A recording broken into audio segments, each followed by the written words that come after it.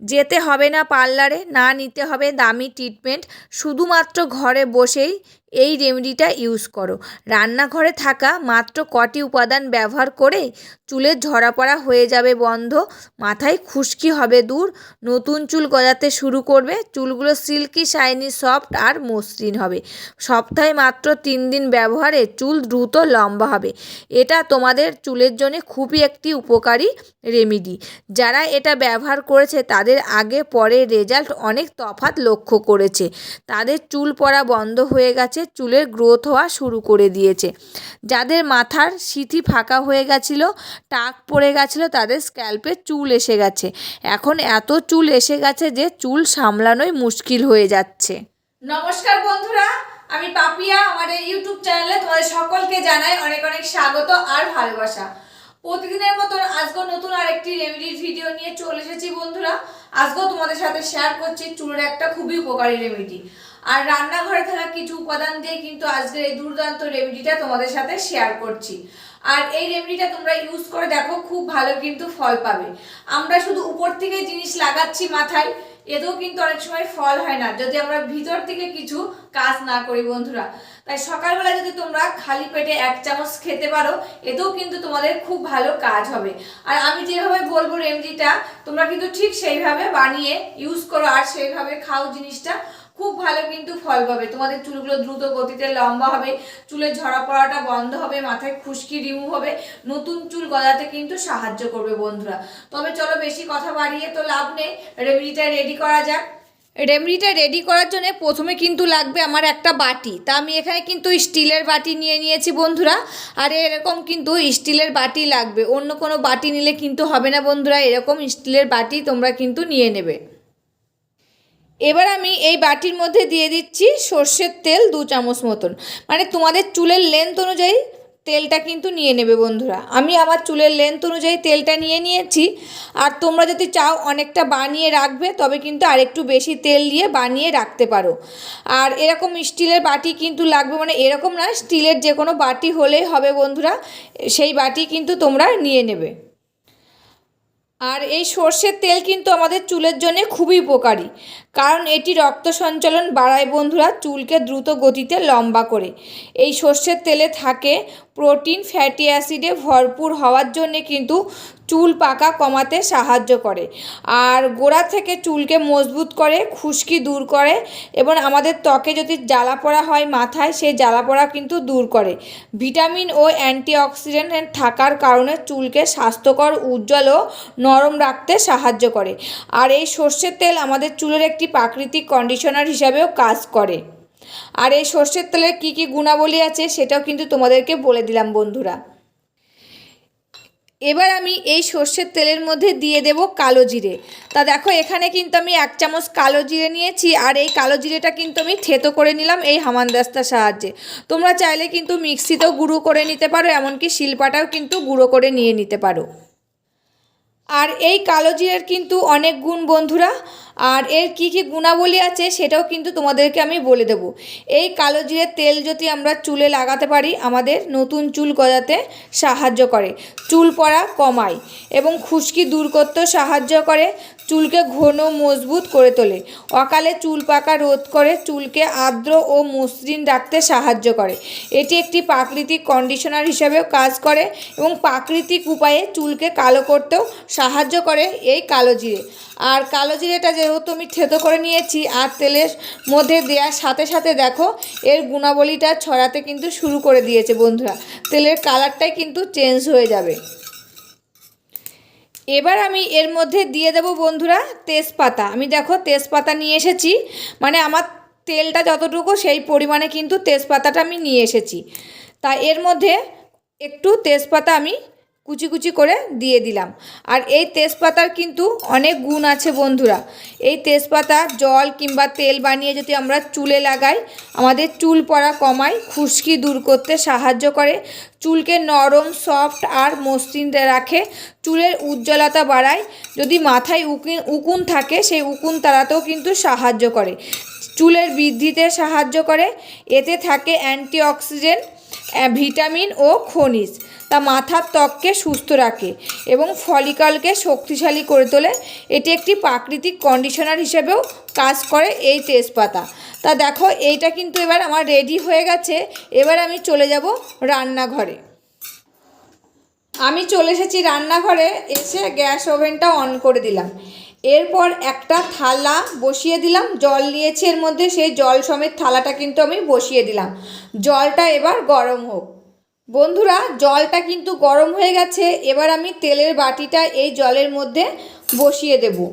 আর এই তেলটা কিন্তু ডাইরেক্ট একদম ওভেনে বসানো যাবে না বন্ধুরা।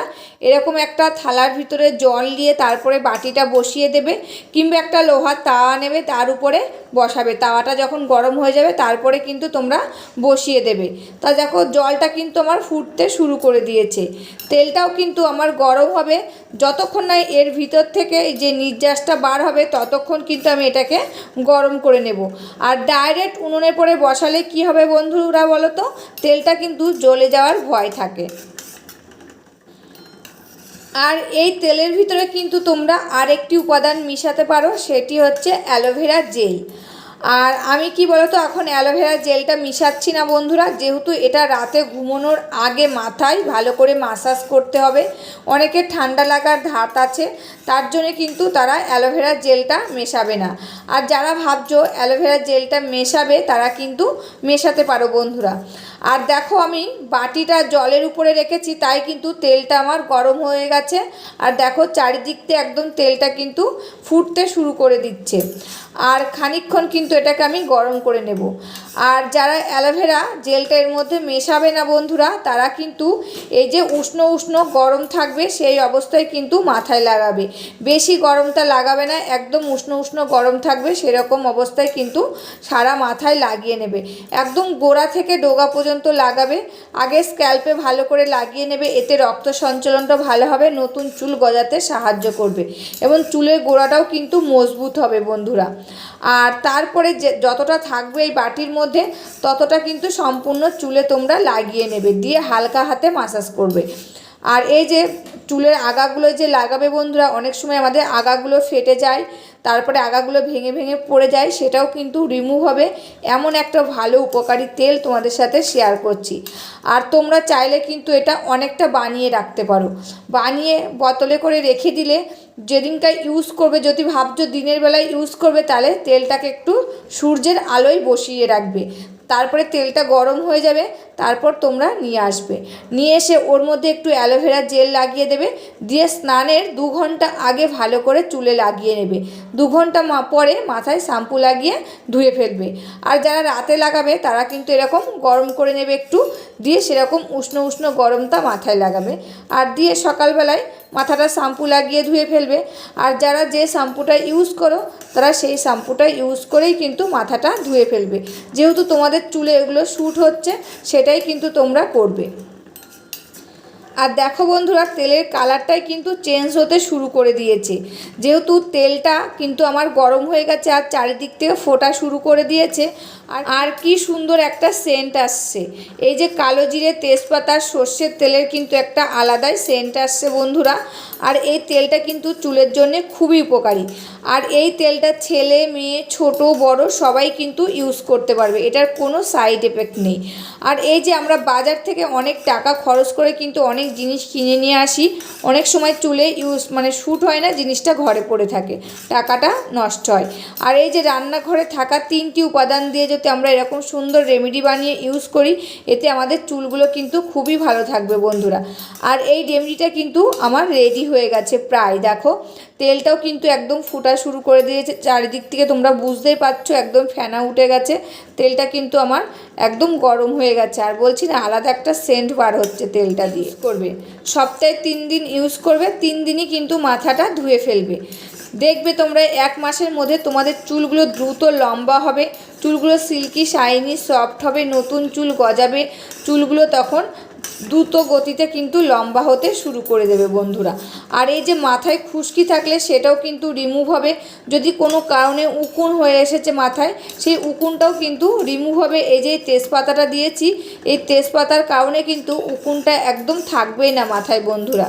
তা দেখো এই রেমেডিটা কিন্তু আমার প্রায় রেডি হয়ে গেছে।